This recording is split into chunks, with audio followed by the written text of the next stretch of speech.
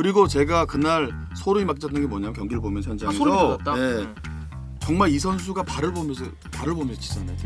상대. 네, 상대 발을 보면서 발까지 나온 거 보면서 쳐 다니는데 야 이게 뭐 한 단계 진화가 아니고 정말 이제는 좀 과하지만 이강인 체제로 우리가 뭔가 변하고 오지 않을까.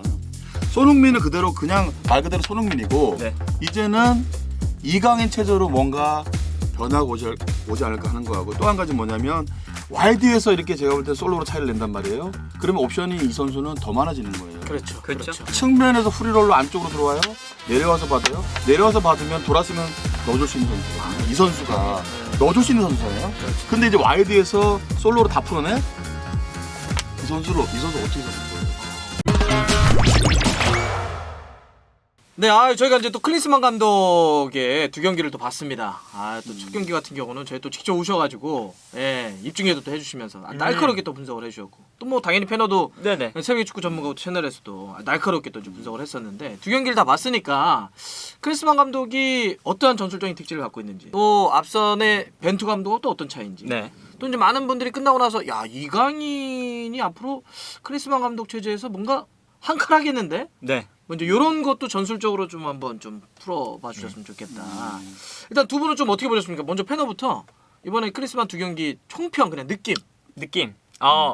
우려했던 것보다 굉장히 긍정적인 부분이 많았다. 맞아. 패너가 좀 많이 우려했었어요. 크리스만 감독. 이게 클린스만 감독을 아는 분들은 우려를 할 수밖에 없으니까요. 네, 그래서 우려감이 있었지만 어쨌든 벤투 감독도 살리면서 자신의 스타일도 좀 살리면서 어허. 이게 약간 융화가 잘 이루어진 아직 첫 번째 두 번째 경기지만 잘 이루어진 경기가 아니었나라는 생각이 듭니다. 그러니까 이제 우리가 계승도 하면서 발전도 시키는 그쵸. 이런 느낌이었다. 좋습니다.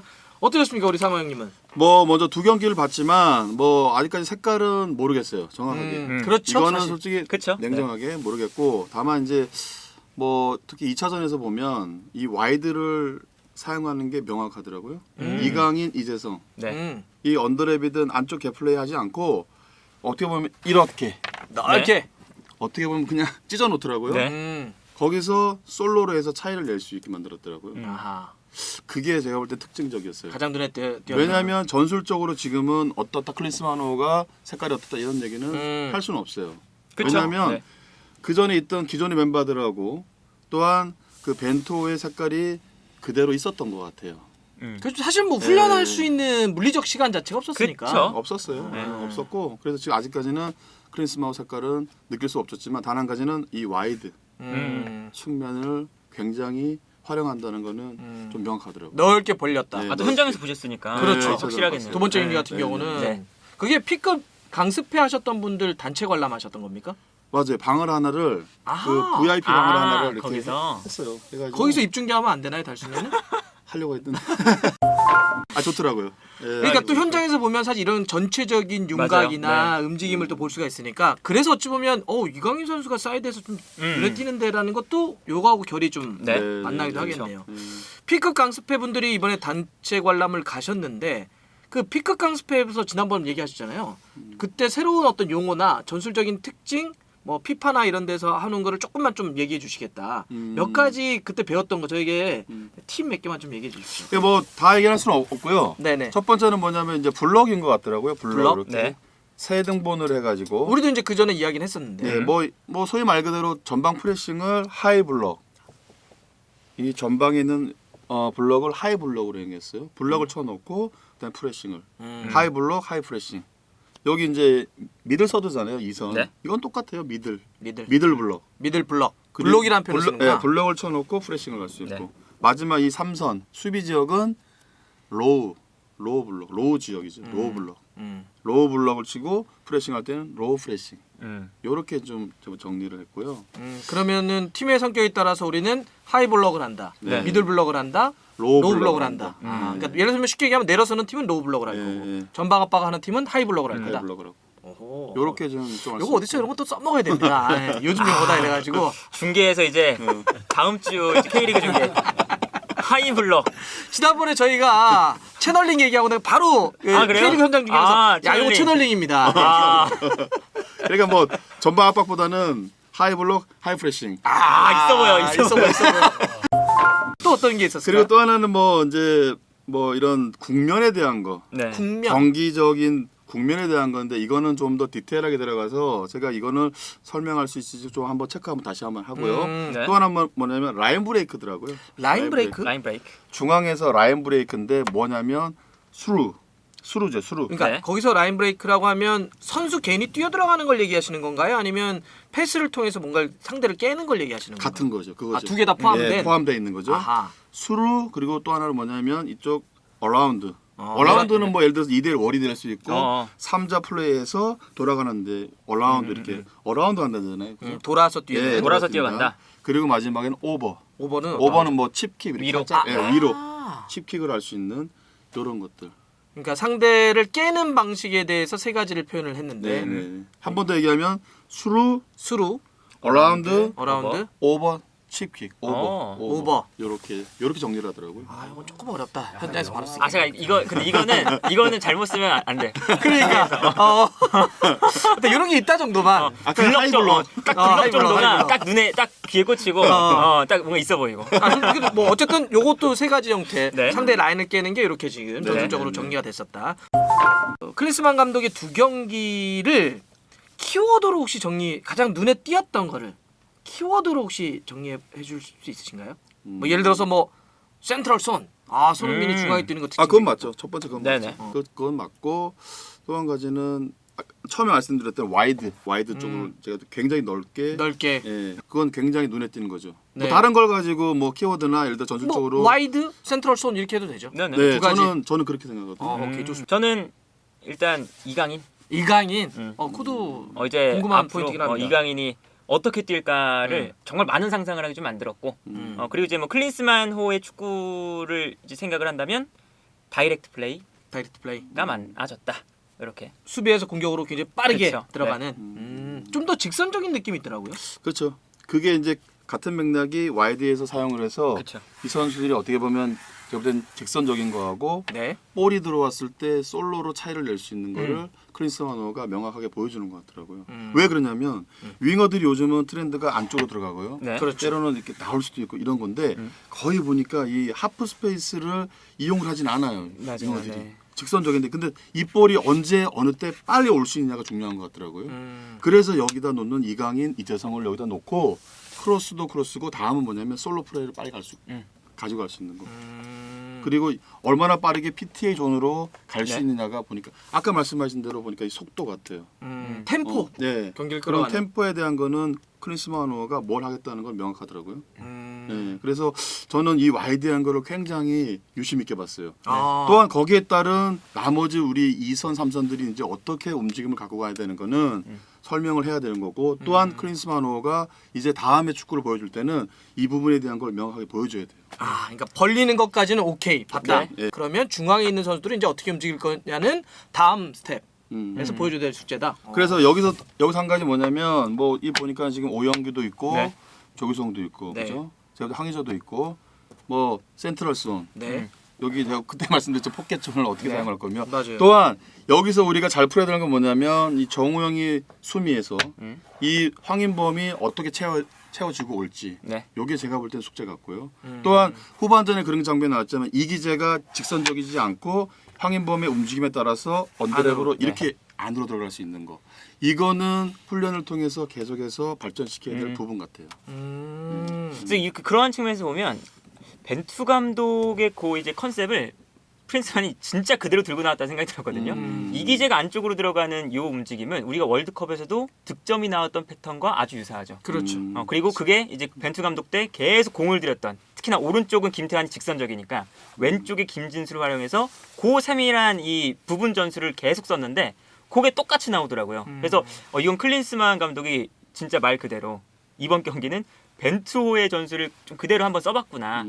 딱 이제 보이는 것 같았어요. 중요한 건 뭐냐면 이 안쪽 플레이는 거의 없었어요. 맞아요. 그쵸, 김태환은 그쵸. 안으로 김태환은 들어가죠. 그리고 직선적이고 또 한 가지는 여기서 뭐냐면 김태환 선수가 소속 팀에서 굉장히 높은 위치까지 올라가고 때로는 안쪽도 있지 바깥쪽으로 굉장히 네네네. 많이 사용해요. 그쵸. 근데 네. 이 보니까 이쪽 윙어 쪽에다가 살려주는 플레이를 많이 하고 서포터 기능이 맞아요. 많이 되지 네.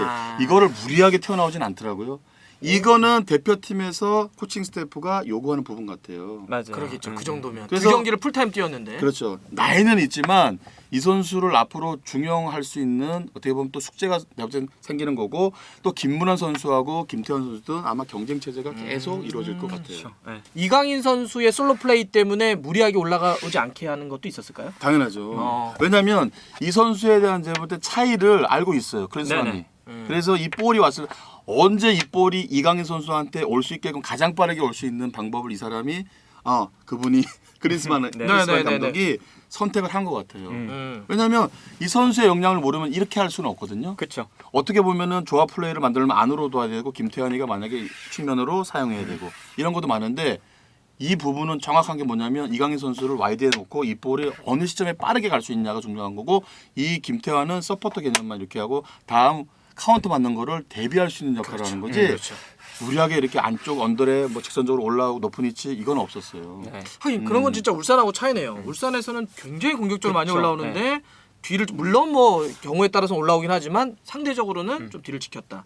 그러면 이렇게 와이드하게 이강인이나 이재성 소위 얘기하는 반대발 윙어들을 이렇게까지 벌려놓고 또 벤투 감독과 다르게 중용을 했던 이유는 뭐라고 생각하세요?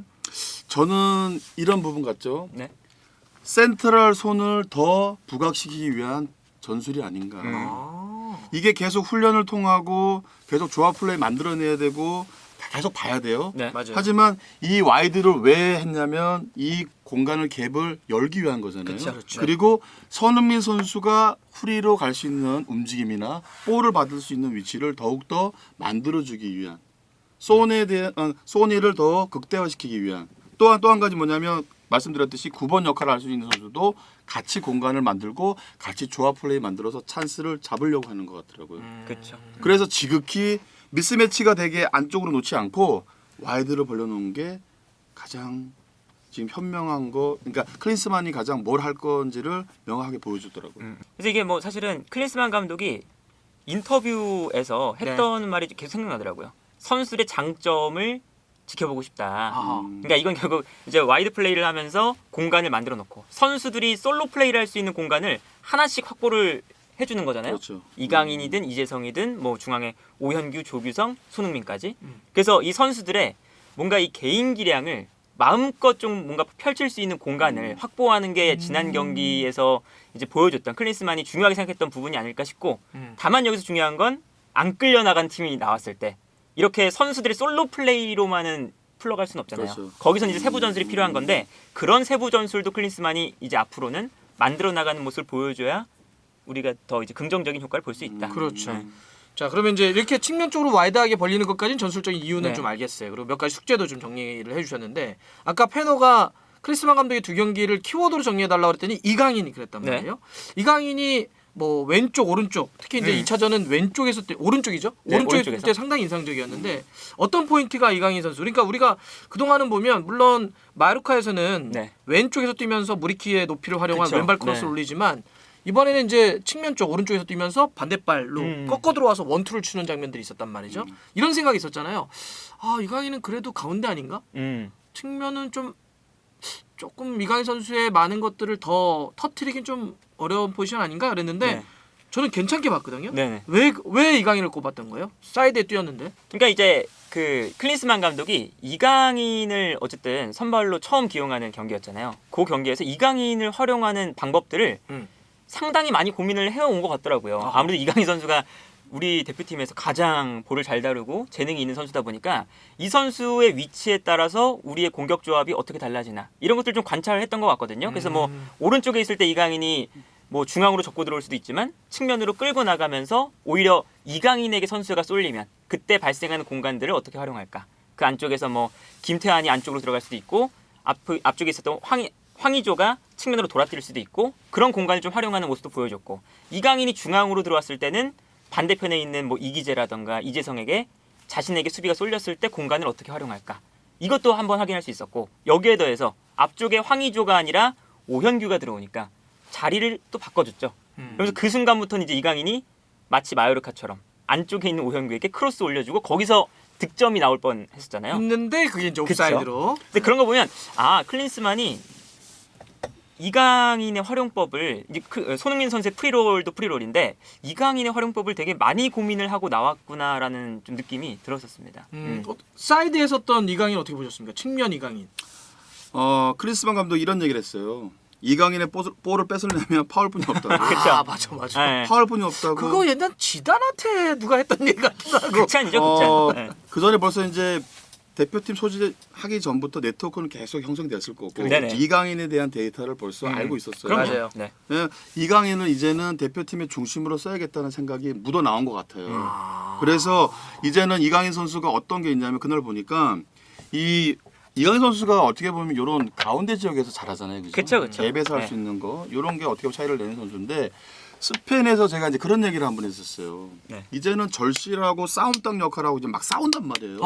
많이 그리고 달라졌어 이강인 선수가. 이강인 선수가 스피드가 없는 거는 다 알고 있잖아요. 스피드는 없어요. 근데 볼을 달고 가는 건 굉장히 빨라요. 그렇죠. 맞아요. 위협적이고. 그러니까 이 스피드를 여기서 한번 정리해야 되는데 우리가 100m를 달려봐라. 뭐 이러면 좀 느릴 수 있는데 느리죠. 최근에 좋아졌던 건 뭐냐면 진짜 순속이라고 하잖아요. 탁. 야, 이거 볼을 가지고 한 20m 정도는 굉장히 빠른 선수예요. 네네. 오. 그리고 제가 그날 소름이 막 돋는 게 뭐냐면 경기를 보면서 현장에서 소름이 돋았다. 네, 정말 이 선수가 발을 보면서 치잖아요. 드리블을. 상대. 네, 상대 발을 보면서 발까지 나온 거 보면서 치고 다니는데 야 이게 뭐 한 단계 진화가 아니고 정말 이제는 좀 과하지만 이강인 체제로 우리가 뭔가 변화가 오지 않을까. 손흥민은 그대로 그냥 말 그대로 손흥민이고 네. 이제는 이강인 체제로 뭔가 변화가 오지 않을까 하는 거하고 또 한 가지 뭐냐면 와이드에서 이렇게 제가 볼 때 솔로로 차이를 낸단 말이에요. 그러면 옵션이 이 선수는 더 많아지는 거예요. 그렇죠. 측면에서 프리롤로 안쪽으로 들어와요. 내려와서 받아요. 내려와서 받으면 돌아서면 넣어줄 수 있는 선수거든요. 그렇죠. 이 선수가 네. 넣어줄 수 있는 선수잖아요. 그렇죠. 근데 이제 와이드에서 솔로로 다 풀어내? 이 선수 어떻게 잡을 거예요? 저는 그런 측면에서 아까 이제 와이드하게 펼치기도 하고 이강인이 있고 이재성도 워낙 잘해주니까 네네. 영리한 선수고 가운데서 움직임이 중요하기도 하는데 네. 오영규 선수가 뭔가 여기서 참 중요한 역할을 이강인과 2001년 같은 나이기도 하는데 해주지 않을까? 움직임이나 이런 생각도 좀 들더라고요. 네. 뭐 어떻게 일단 그 오영규 선수가 되게 긍정적이었잖아요. 우리가 그 오영규라는 그 어린 선수가 우루과이전에 사실은 우리가 최전방에서 버텨주는 힘이 이제 아무래도 황의조 선수가 컨디션이 안 좋다 보니까 콜롬비아전만큼 많이 안 나왔었죠.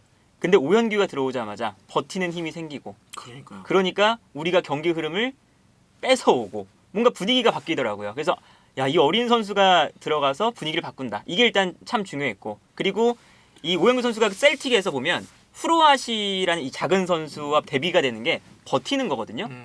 그래서 이제 K리그에서 뛸 때보다 훨씬 더 그냥 박스 안에만 머물러 있어요. 그래서 그냥 박스 안에 머물고 버텨라.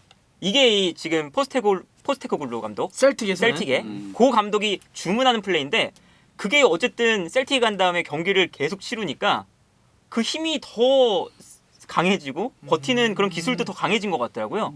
그래서 사실은 코아테스 정도면 유럽에서도 아유 경험도 많고 조금 느려서 그렇지 아주 그렇죠. 뭐, 예. 힘도 좋고 아주 그 명망 있는 선수인데 그 선수를 등지고 돌아서서 골망까지 흔든다. 아, 그 장면이 야 인상적이었습니다.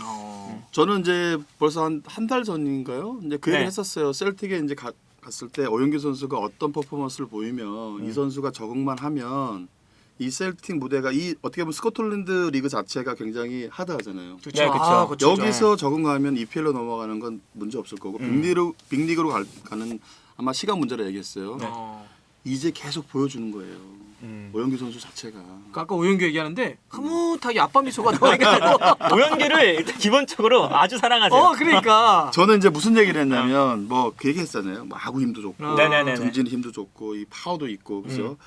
이 페널티 박스 내에서는 가장 잘하는 선수가 오영규 선수예요. 그리고 정확하고 간결하고. 네. 아 맞아 이번 그날 슈팅 때리는 보세요. 거예요. 뭐 VAR로 해갖고 골치는 됐지만 그 이강인 선수잖아요. 맞아요. 네네네 이강인 선수. 크로스 넘어왔는데 이거를 터치를 하는 거 보세요. 터치가- 간결하고 이 감이 살아 있고 그리고 마지막 내가 피니시 동작해 보세요. 이 스윙 자체로 풀 스윙이 없어요. 맞아요. 하프 스윙이고 하프 스윙도 탁 끊죠 그냥. 진짜. 정말 야 내가 그래도 1년을 이 선수를 지도했었구나 이런 게 정말 뿌듯하더라고요. 왜냐면 그래서 아까 아빠 미소가 나왔구나. 아니 저는 네. 이 아마 오영규 선수로 인해서 아마 우리 대한민국 팬들이 행복해할 것 같아요. 행복할 것 점점. 같다. 그리고 아마 앞으로도 출장 시간이 계속 길어져야 되고. 그쵸. 그리고 아마 제가 그 얘기를 한번 한 것 같아요. 이제는 뭐 조규성, 황의조 다 있지만 오형규, 이강인, 손흥민 이렇게 우리가 트렌드가 제가 볼 때 바뀔 수도 있고 자연스럽게 세대 교체가 이루어진다는 것. 또한 늘 이렇게 말씀드리지만 자연스럽게 경쟁 구도는 계속해서 네네. 시너지 효과가 난다는 거죠. 맞아요. 형규 얘기하니까 막 기쁘네요. 이번에 이제 결과적으로 우리가 물론 조직적으로 우리가 싸울 수는 없는 경기긴 했지만 두 경기에서 실점을 4골을 해줬단 말이죠. 네. 혹시나 그게 약간 너무나 공격 밸런스로만 가다 보니까 수비에 대한 게 너무 부담스러워져서 헐거워져서 실점을 했다. 이렇게 볼 수는 없습니까 혹시? 저는 이렇게 봤었어요. 특히나 2차전에 우리가 첫 골을 먹을 때 과정을 보면 우리가 어떤 걸 크리스마노가 어떤 걸 준비해야 되는 게 정확한 답을 내려줬어요. 그쵸. 결국 코너킥에서 난 거는 뭐 내가 아웃 플레이 그게 아니었어요. 고전 뭐냐면 상대가 이제 잠깐 이걸 네. 반대로 하겠습니다. 이런 거더라고요. 그러니까 황의조, 손흥민 네. 4-4-2, 4-2-3 하나. 근데 이제 어떤 거였냐면 우리가 진을 치는 건 좋아요. 우리가 2선, 3선에서 진을 치는 건 좋은데 부분적으로 이거는 볼 쪽에 프레싱이 가져야 돼요. 네. 첫 골이 어떻게 났냐면 상대가 다 내다보고 프리로 그냥 이거를 킥을 땅 때려주니까 자유로운 상태에서 네. 여기서 소위 말 그대로 쫑도 나고 뭐 상황이 벌어져서 액션이 벌어지니까 이게 제가 볼때 나가서 코너킥을 줬단 말이에요. 그러니까 코너킥을 주는 게 문제가 아니에요. 이거를 자유롭게 둔다는 자체가 제가 볼 때 잘못됐다는 거예요. 이거를. 이걸 과정으로 봐버리네. 그러니까 우리는 실점 난 딱 그 장면에서 예를 들어서 뭐 코너킥 수비인데 선수를 놓쳤다 이렇게 볼 텐데 그 코너킥을 왜 줬냐면 이렇게 해서 준 거다. 저는 우루과이가 이랬던 것 같더라고요. 근데 뭐 시차도 뭐 시차 그래도 좀 네네네네. 있겠죠. 좀 힘들고 뭐 이런 것도 있을 거고 그리고 어웨이 경기이기 때문에 전반 초반에 특히나 30분 안에 뭔가 해결을 하려고 했던 거 명확하더라고요. 전방 압박 놓고 굉장히 강하게 막 그래서 가더라고요. 초반에 우리가 좀 힘들었던 네, 게 힘들었잖아요. 근데 이랬을 때 좀 제가 아쉬웠던 거는 좀 그때 제가 황의조, 손흥민한테 이제 막 그랬었어요. 야 이거 왜 안 가주냐 이거를. 때로는 뭐냐면 우리가 이제 2선, 3선이던 진을 딱 치고 있어. 이거는 문제가 안 돼요. 네네. 근데 이거를 계속 1선도에 계속 이렇게 있어? 이건 잘못된 거죠. 부분 압박적으로 빨리 가져야지 볼 쪽에. 그래서 상대가 마음 놓고 내다볼 수 없게끔 해줘야 되는데 그냥 이렇게 존만 지키고 있어요. 이 선수들이 그냥 땅 때리니까 이거 아무것도 아니지만 이런 게 여기서 실수가 범해서 코너킥을 줘서 실점을 한단 말이에요. 그러니까 이 실점한 게 문제가 아니고 여기가 문제죠. 여기가.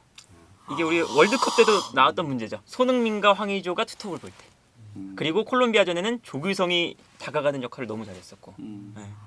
그래서 미안하지만 글쎄요. 이 세대 교체도 하지만 젊은 선수들이 조규성 선수가 뭘 잘해요? 활동량이잖아요. 맞아요. 수비할 때 네. 굉장히 수비할 때 부담 많이 줘요.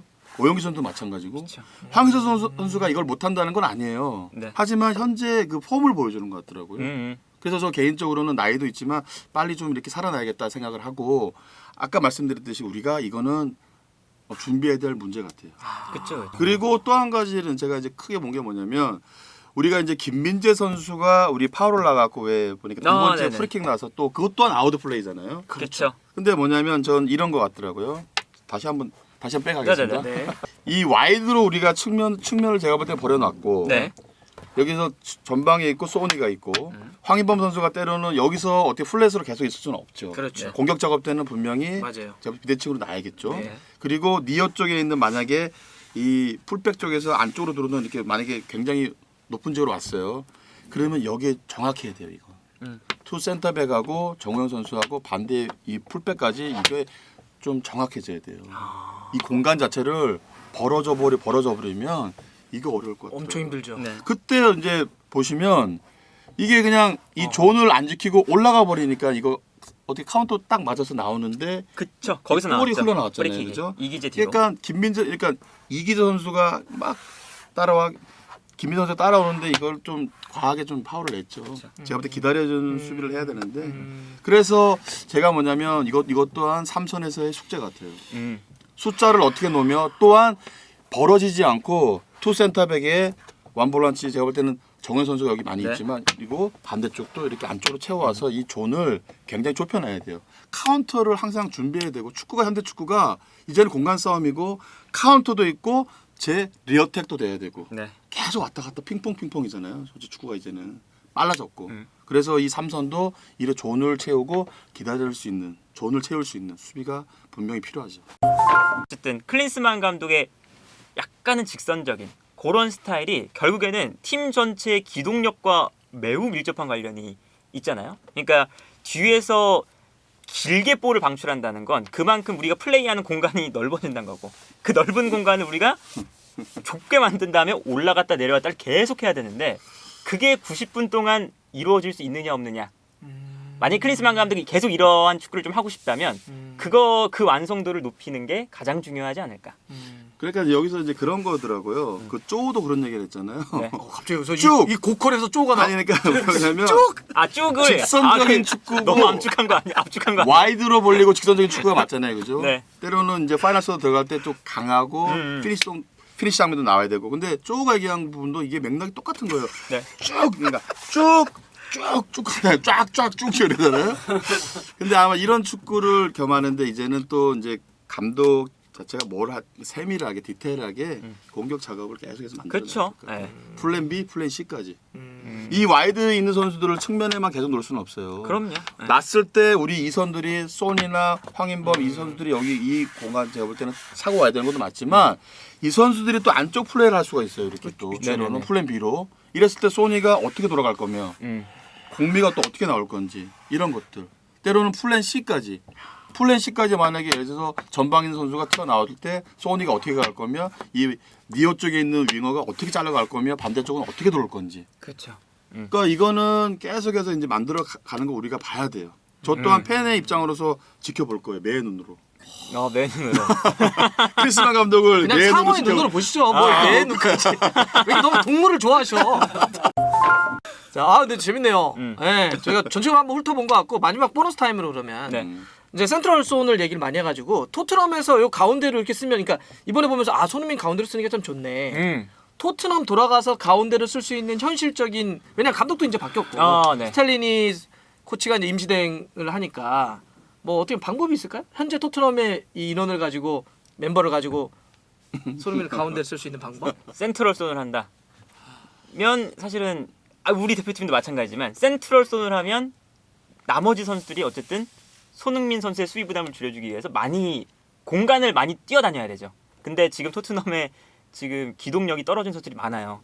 그래서 센트럴 손을 하면 그러니까 손흥민 선수가 수비 부담을 가질 수밖에 없는 게 뭐 현대 축구는 당연히 모두가 수비해야 되지만 더 가질 수밖에 없는 게 다이어라던가 랑글레라던가 뭐 페리치라던가 이런 선수들의 기동력이 좀 많이 떨어져 있기 때문에 손흥민 선수까지 앞쪽에서만 머무르고 있으면 당연히 이게 공간이 많이 열리고 거기서 실점이 많이 나온다. 센트럴 약간- 손은 토트넘 불가능입니까? 약간 할 수는 있겠지만 실점하는 건 각오하고 해야 된다. 저는 다른 거 다 배제하고. 예. 자, 희망을 주십시오. 희망이요? 케인 손이에요. 네. 케인이 참 묘한 것 같아요. 인터뷰에 또 이번에 보니까 이제 비하인드 스토리 계속 나오잖아요. 콘테가 네네네. 뭐 이번에 저기 시즌 전에 뭐냐면 나는 이제는 안 내려오고 여기 제가 볼 때는 포트에서 골을 넣는 데 집중할 거다 또 얘기했어요. 근데 얘는 또 막 튀어나와 계속 와요. 또. 그쵸.